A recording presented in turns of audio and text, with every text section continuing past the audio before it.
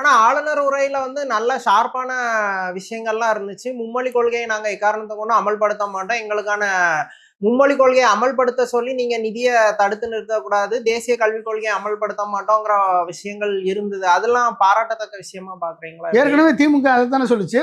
போன திமுக நீங்க கவர்னர் உரை எடுத்து பாருங்க. அதுல என்ன இருக்கு அப்படியே கட் அண்ட் பேஸ்ட் பண்ணியிருக்காங்க. அங்கங்க தாவேக்கான்னு போட்டிருக்காங்க. அவ்வளவுதான். வேற என்ன இருக்கு?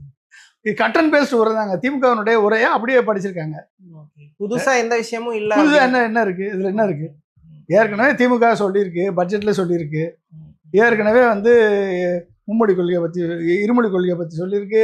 NEP அனுமதிப்படுத்த மாட்டேன்னு சொல்லியிருக்கு. நீட்டை விளக்கணும்னு சொல்லியிருக்கு.